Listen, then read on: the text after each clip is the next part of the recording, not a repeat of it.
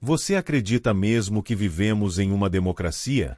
O verdadeiro golpe não vem com tanques nas ruas, ele vem com silêncio, com acordos de bastidor, com discursos que falam em proteção, mas entregam o país. Enquanto nos distraem com narrativas, nosso sistema é moldado por interesses estrangeiros. Em 2022, não foi só uma eleição, foi uma intervenção. E agora, estamos vendo as consequências: perda de soberania, censura disfarçada e uma democracia sem povo. Neste vídeo, vamos expor como o Brasil foi colocado de joelhos e o que ainda dá tempo de fazer. Alguém lembra desse vídeo?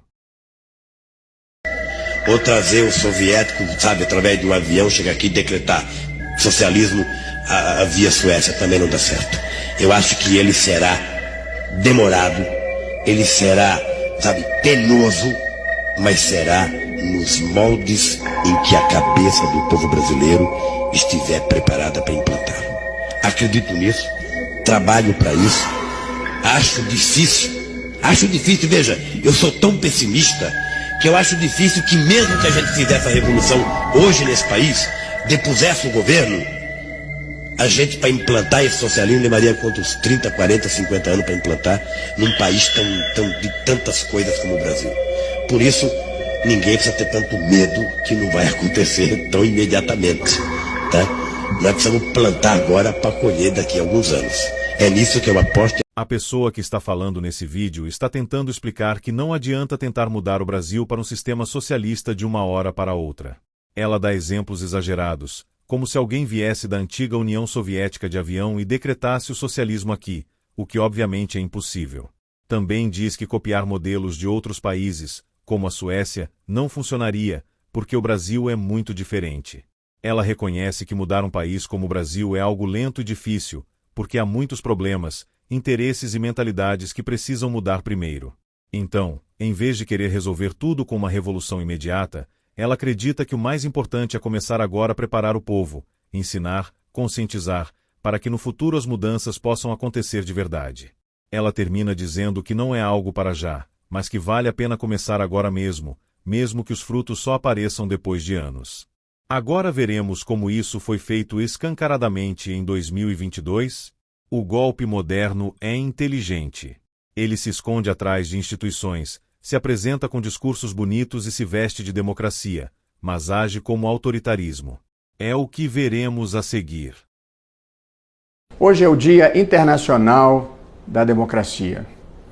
Quando eu estava na faculdade, em outra vida, na segunda metade dos anos 70, havia censores nas redações dos jornais. Todas as músicas, antes de serem divulgadas, tinham que ser previamente submetidas ao departamento de censura. Havia presos políticos e pessoas que denunciavam torturas. Havia muitos brasileiros no exílio. Isso aqui é uma ditadura. Felizmente, na virada do século XX para o século XXI, nós finalmente, com atraso, mas não tarde demais, conquistamos a democracia constitucional no Brasil. A democracia constitucional foi a ideologia vitoriosa do século XX, tendo derrotado todas as alternativas que se apresentaram: o comunismo, o fascismo, o nazismo, os regimes militares e os fundamentalismos religiosos. Democracia constitucional é um conceito que pode ser equiparado às duas faces de uma moeda. De um lado, ela significa soberania popular, significa eleições livres, limpas e livres, e significa governo da maioria. E do outro lado, democracia significa poder limitado, Estado de Direito e direitos fundamentais. É preciso que haja um equilíbrio entre essas duas faces dessas moedas. Viver em uma democracia oferece muitas dificuldades, porém é uma bênção poder viver em um país livre. E o próximo passo que nós precisamos dar é fazer que o país, além de livre, seja um país justo.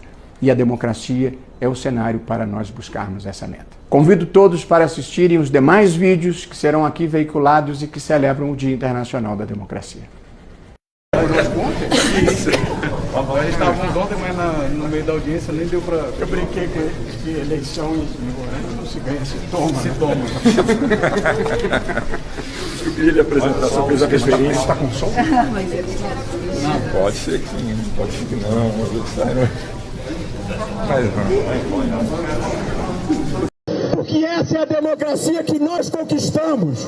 Nós derrotamos a censura, nós derrotamos a tortura, nós derrotamos o bolsonarismo. Já enfrentei a ditadura e já enfrentei o bolsonarismo. E mais recentemente tivemos um decisivo apoio dos Estados Unidos à institucionalidade e à democracia brasileira em momentos de sobressalto. Eu mesmo, como presidente do Tribunal Superior Eleitoral, estive com o encarregado de negócios americanos, tive muitas vezes, mas em 3 vezes eu pedi declarações dos Estados Unidos de apoio à democracia brasileira, uma delas do próprio Departamento de Estado, e acho que isso teve algum papel, porque os militares brasileiros não gostam de se indispor com os Estados Unidos, porque é aqui que obtêm os seus cursos e os seus equipamentos. O verdadeiro golpe foi quando o Brasil permitiu interferência estrangeira nas eleições de 2022. Não para ajudar, mas para tutelar um processo que deveria ser independente de outros países, mas afetou nossa soberania. Em julho de 2021, o diretor da CIA, William Barnes, realizou uma visita não anunciada ao Brasil. Durante reuniões com o presidente Jair Bolsonaro, o ministro Augusto Heleno e o então chefe da Agência Brasileira de Inteligência, ABIN, Alexandre Ramagem, Barnes teria aconselhado que o presidente parasse de levantar dúvidas sobre a integridade do sistema eleitoral brasileiro. Ele enfatizou que o processo democrático é sagrado e que Bolsonaro não deveria atacá-lo. Olha o que Mike Benz falou sobre essa manipulação. And you can imagine that in a really big region, this sprawl looks friggin' enormous. And I'll just give you like a, just like a short thing, for example, of what happened in Brazil. Because they descended on it like a pack of vultures. Now, these are all entities funded by the U.S. government. Now, red is funding, and the green refers to their direct intermediation work. So you have the U.S. State Department, which does our overt diplomacy. You have the CIA, which does our covert diplomacy. And you have USAID, which is sort of the entity that straddles the two of them, in the sense that it's formally overt, in the sense that it is a U.S. government agency, unlike the National Endowment for Democracy, which again was created by the CIA but it's not really the CIA. It's actually an independent thing that we came up with. But the world bought it, and so we live in the aftermath of their ignorance. But essentially, USAID and the National Endowment for Democracy created this program called CEPS, the Center for Excellence in Political Process Strengthening. They get $150 million a year from the State Department in order to get other countries to pass censorship laws. And they have 20 million of their 150 million budget went specifically to Brazil. Now, CEPS gets its money from the National Endowment for Democracy, from the NDI, which is the DNC branch of it, the IRI, which is the RNC branch of the CIA, and this thing called IFES, the International Foundation for Election Systems. And CEPS created this program in Brazil to get Brazil's TSE, to get their election court to pass these progressive layers of censorship laws. They started in 2018 when they descended on them. They capacity built the Atlantic Council, the Wilson Center, the Carnegie Endowment for International Peace. By the way, the Atlantic Council has 7 CIA directors on its board. It gets annual funding from the Pentagon, the State Department, and the National Endowment for Democracy. The Wilson Center gets about 90%, or I think it gets a third of its budget from the U.S. government. The Wilson Center is where Nina Jankovic came from. The Wilson Center also hosts an amazing CIA archive that I actually pulled the inauguration of organized political warfare from later in the slide presentation. That actually comes from the Wilson Center CIA archive. The Carnegie Endowment for International Peace, which was run from 2014 to 2021 by a guy named Bill Burns. He left in 2021. If you're wondering what he's doing now, if that name sounds familiar, it's because he is the director of the Central Intelligence Agency. MEDAM, which is funded by the U.S. State Department and has also gotten DARPA grants. Pointer, which has about, 35 different, that's the International Fact-Checking, Independent Fact-Checking Network, which happens to have something like 35 State Department grants alone and is completely back-channeled by this whole network. Every single one of these worked in tandem with the TSE. They actually met with the officials. They flew them to the U.S. They went to Brazil to coordinate. They actually formally partnered with them. For example, the Atlantic Council is one of the 67 partnered institutions of the TSE. Even EIP was a part of this. Emerson Brookings and and several others had direct meetings, actually did training workshops for how to get TSE to understand the disinformation challenge from 2018 onward. Meanwhile, it was actually the National Endowment for Democracy's Union Branch, which gave Lula, the AFL used to be called the AFL-CIA in the 1960s because it was so penetrated by the Central Intelligence Agency. Somehow that history has been forgotten to the populist right, but the NED has 4 branches. One of them is the NDI and the IRI. Another one is called CPAY. It's the Center for International Private Enterprise. That's the Chamber of Commerce. That's the big business wing of the CIA. But the fourth of their core 4s is something called the Solidarity Center, which was named for the CIA's work essentially with the Solidarity Movement. I think it was a good thing that Poland, became a free country. If they weren't doing this to us, I'm not sure I would have a problem with it, but they're friggin' doing it to us, so we need to understand all this. So their 4th entity is called the Solidarity Center. Now, the Solidarity Center played a major role in Lula's political emergence and his reemergence after his prison term. And the Solidarity Center gave Lula their Man of the Year award in 2021 when he was preparing his, while the National Endowment for Democracy is creating every single one of these are U.S. government funded or in U.S. government back channel. They're a part of the CEP's Disinformation Partner Network in Brazil. This is just, and by the way, I was having spacing trouble. There's about 3 dozen more.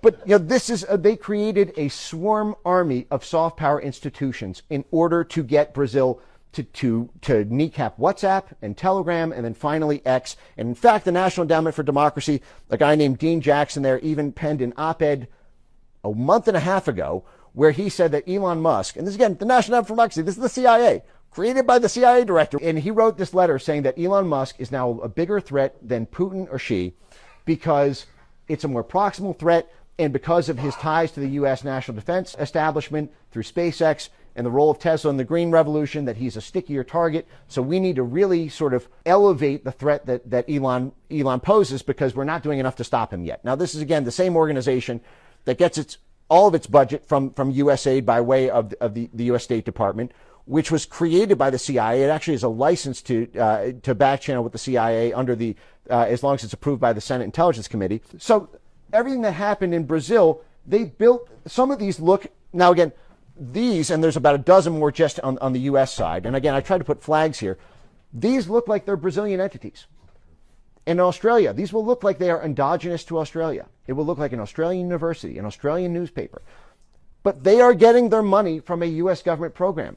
They are being back-channeled by U.S. diplomatic efforts to do the judicial reform in the country, to install a capacity to censor the rise of political movements. And I want to just, sorry, if I have time for just one last thing. So I had this document. Em outras palavras, o que Mike Benz disse foi: imagine que você vive em um país e começa a ver algumas mudanças no sistema político e na forma como o governo lida com as redes sociais. De repente, novas leis aparecem, e o governo passa a trabalhar contra o que chama de desinformação. À primeira vista, parece algo bom. O que Mike Benz está dizendo é que essas mudanças não vieram só de dentro do país, mas de fora, principalmente dos Estados Unidos, por meio de organizações que têm cara de neutras ou técnicas, mas que na verdade são financiadas ou controladas por interesses políticos e estratégicos dos Estados Unidos. Essas organizações teriam criado programas no Brasil para influenciar leis que controlam a internet, trabalhado junto com o TSE, o órgão que organiza as eleições no Brasil, dado dinheiro e apoio para jornalistas, universidades e ONGs que, sem saber, estariam seguindo uma agenda externa, premiado e dado visibilidade a certos políticos, como Lula, como forma de apoio indireto. O Mike Benz também criticou duramente a ideia de verificação de fatos e diz que muitas dessas redes de checagem seriam parte da mesma estrutura. Além disso, Mike Benz sugeriu que os Estados Unidos, por meio de uma rede de organizações e financiamento, estariam interferindo na política brasileira, especialmente nas regras sobre desinformação e liberdade de expressão, apoiando certas instituições e políticos. Ele apresenta essa atuação como uma forma moderna de dominação política, o chamado soft power. Prepare-se, estamos prestes a ver operações cabulosas sendo reativadas, todas justificadas sob o manto da proteção da democracia. Só que agora, com novos protagonistas e alianças estratégicas envolvendo Brasil, Rússia, China, Venezuela e outros blocos de interesse. O jogo geopolítico está sendo reiniciado, e poucos estão percebendo. E tive a oportunidade, nesses 10 anos do Supremo Tribunal Federal, de julgar casos referentes à corrupção que ocorreu no Brasil. Ninguém pode esquecer que ocorreu no Brasil, no Mensalão, na Lava Jato, muito embora tenha havido uma anulação formal, mas aqueles 50 milhões das malas eram verdadeiros, não eram notas americanas falsificadas. O Brasil vive hoje as consequências de um pedido de apoio catastrófico feito aos Estados Unidos, uma decisão que comprometeu nossa soberania e escancarou as portas para interferências externas justamente nos momentos mais decisivos da política nacional. Curiosamente, os negócios controversos com a China, iniciados em 2004, foram restabelecidos com a volta de Lula ao poder. A soberania nacional é um dos pilares fundamentais do direito internacional e da autodeterminação dos povos. Esse princípio assegura que cada Estado tenha total autonomia para conduzir seus próprios assuntos, sem qualquer ingerência estrangeira, garantindo, assim, sua independência política, jurídica e territorial. A venda de urânio do Brasil para a China levanta questões importantes sobre soberania nacional, pois envolve um recurso estratégico com implicações econômicas, energéticas e geopolíticas. Um controle de recursos naturais. O urânio é um mineral essencial para a geração de energia nuclear e pode ter aplicações militares. Quando um país vende suas reservas para uma empresa estrangeira, especialmente uma estatal chinesa, ele perde parte do controle sobre esse recurso estratégico. Isso pode limitar a capacidade do Brasil de decidir como e quando utilizar seu próprio urânio no futuro. 2. Dependência externa. Se o Brasil depender da China para o processamento ou fornecimento de urânio, pode ficar vulnerável a decisões políticas e econômicas externas. Em um cenário de tensões internacionais, a China poderia restringir o acesso ao urânio ou impor condições que afetem a autonomia brasileira. 3. Impacto na segurança nacional. O urânio é um recurso sensível, pois pode ser usado para fins militares e energéticos. A venda para uma empresa estrangeira pode gerar preocupações sobre o destino do material e como ele será utilizado. Além disso, a proximidade da reserva vendida com fronteiras internacionais levanta questões sobre segurança territorial. 4. Influência geopolítica. A China tem expandido sua presença em setores estratégicos no Brasil, como infraestrutura e energia. A aquisição da maior reserva de urânio do país pode fortalecer essa influência, tornando o Brasil mais suscetível a interesses chineses em decisões políticas e econômicas futuras. 5. Regulação e transparência. A Constituição brasileira classifica o urânio como um recurso estratégico, sujeito a regulamentações rígidas. A venda levanta dúvidas sobre o cumprimento dessas normas e o grau de envolvimento do governo brasileiro na negociação. Em resumo, a venda de urânio para a China pode representar um risco à soberania do Brasil ao reduzir o controle sobre um recurso estratégico, aumentar a dependência externa e fortalecer a influência geopolítica chinesa. O impacto dependerá de como o governo brasileiro gerencia essa transação e protege seus interesses nacionais. Agora vamos analisar outras consequências do pedido de buscar apoio externo catastrófico sob o pretexto de proteger a democracia. O país acabou permitindo que interesses internacionais influenciassem diretamente um processo que, por sua natureza, deveria ser estritamente interno, as eleições presidenciais de 2022. Essa postura representa uma clara fragilização do princípio da soberania nacional. No mínimo, sinaliza dependência, no pior dos cenários, conivência, com forças externas em um dos momentos mais sensíveis da vida institucional de um país, a escolha livre e autônoma de seus governantes. Com a volta do Lula ao poder, a China voltou a fazer aquisições aceleradas no Brasil. O site a seguir mostra a volta dos velhos negócios entre o Brasil e China entre 2010 até 2024. O painel China é uma plataforma do BRICS Policy Center que reúne e organiza dados sobre os investimentos chineses no Brasil e na região da Pan-Amazônia, além dos fluxos econômicos entre China e América do Sul. O objetivo é promover transparência e acesso à informação, permitindo um debate mais amplo sobre o tema. A plataforma possui 4 seções principais. Investimentos no Brasil. Características das operações de empresas chinesas, públicas ou privadas. Investimentos na Pan-Amazônia. Dados sobre investimentos chineses na região. Fluxos econômicos na América do Sul. Informações sobre comércio e investimentos entre China e países sul-americanos. Mapa de influência. Representação visual da influência econômica da China na América do Sul. O mapa presente no site exibe a influência da China na América do Sul com base em trocas comerciais e investimentos. Ele permite visualizar a distribuição dos investimentos chineses e os setores mais impactados, ajudando pesquisadores e formuladores de políticas a entender melhor a presença econômica da China na região. No painel China, ao clicar em um item marcado no mapa, você recebe informações detalhadas sobre investimentos chineses na América do Sul. Aqui está o significado de cada dado apresentado. Investimento em milhões de dólares. Indica o valor do investimento realizado pela empresa chinesa no projeto específico. Operação. Refere-se ao tipo de atividade econômica envolvida no investimento. Empresa chinesa. Nome da empresa responsável pelo investimento. Setor. Categoria econômica do investimento, como energia, agricultura, indústria manufatureira, indústria extrativa ou serviços. Projeto. Nome ou descrição do empreendimento financiado pelo investimento chinês. Localização. Região ou cidade onde o projeto está sendo implementado. Bioma. Ecossistema predominante na área do investimento, como Amazônia, Cerrado ou Mata Atlântica. Ano. Ano em que o investimento foi realizado ou anunciado. Esses dados ajudam a entender a presença econômica da China na região e seus impactos ambientais e sociais. O mapa do painel China permite visualizar os investimentos chineses na América do Sul por setor econômico. Os filtros disponíveis ajudam a segmentar os dados para uma análise mais detalhada. Serviços. Abrange investimentos em infraestrutura, telecomunicações, transporte e outros setores de serviços. Quando ativamos esse filtro, o mapa marca a localização desses investimentos da China no Brasil em lilás. Indústria extrativa. Apresenta investimentos em mineração e extração de recursos naturais, como ferro, cobre e petróleo. Energia. Destaca investimentos em geração e distribuição de energia, incluindo hidrelétricas, parques solares e eólicos. Indústria manufatureira. Exibe investimentos em fábricas e produção industrial, como montagem de veículos e eletrônicos. Agricultura. Mostra investimentos em produção agrícola, incluindo soja, carne bovina e outras commodities exportadas para a China.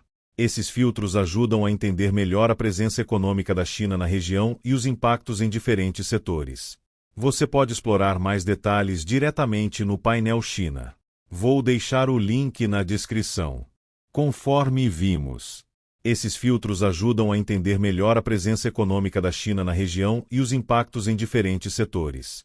Agora vou ativar todos eles para entender qual é o tamanho dos investimentos chineses no Brasil e na região da Pan-Amazônia.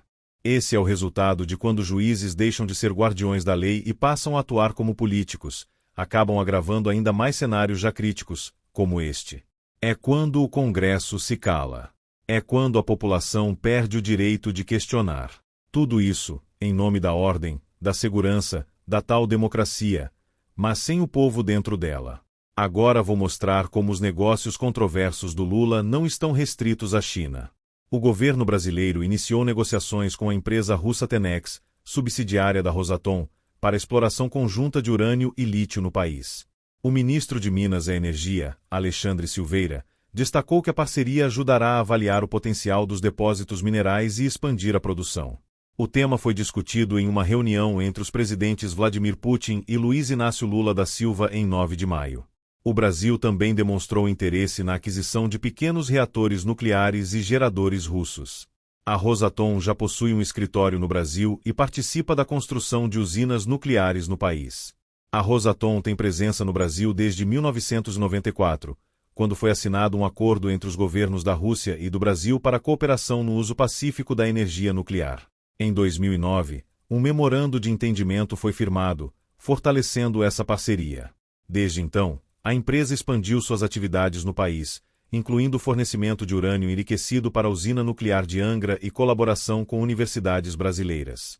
Ocorre que, caso a Rússia, atualmente sob diversas sanções internacionais, venha a receber urânio de outros países, isso pode gerar sérias consequências diplomáticas e econômicas. Muitos países ocidentais já impuseram restrições à exportação de urânio para Moscou, e qualquer tentativa de contornar essas medidas poderá ser interpretada como violação direta dos embargos, resultando em sanções adicionais, rupturas comerciais e crises diplomáticas. Além das implicações políticas, existem também preocupações relacionadas ao uso desse material, especialmente quando se trata de urânio empobrecido. Seu uso em munições tem gerado polêmica, sobretudo após relatos e debates sobre o envio desse tipo de armamento para a Ucrânia. Especialistas alertam para os riscos ambientais e à saúde humana, reforçando a necessidade de controle rigoroso e transparência no destino e na finalidade do urânio negociado. Em um cenário geopolítico já altamente tensionado, qualquer movimentação envolvendo urânio, especialmente para fins militares, pode acirrar conflitos, comprometer alianças e intensificar o isolamento de estados que desafiem abertamente o regime de sanções. E sabe qual é o preço desse golpe silencioso? Censura, divisão, desconfiança nas instituições. E o pior, a sensação de que ninguém mais governa para o povo, só para interesses. O verdadeiro golpe já aconteceu. Ele não foi televisionado. Não saiu em manchete. Mas deixou rastros. Na nossa economia. Na nossa política externa. E na liberdade de quem pensa diferente. Ainda dá tempo. Sim, mas não com gritos. Com preparação. Ensinar. Conscientizar. Mudar corações antes de mudar as leis. Não é para amanhã. É para hoje, para que o futuro exista. Se você acredita que o Brasil precisa voltar a ser do povo, e não das potências, compartilhe esse vídeo. Soberania não se vende. Liberdade não se terceiriza. E democracia precisa de mais do que votos. Precisa de voz. Compartilhe esse vídeo, se você também acredita que o Brasil precisa voltar a ser soberano, de verdade, e do povo.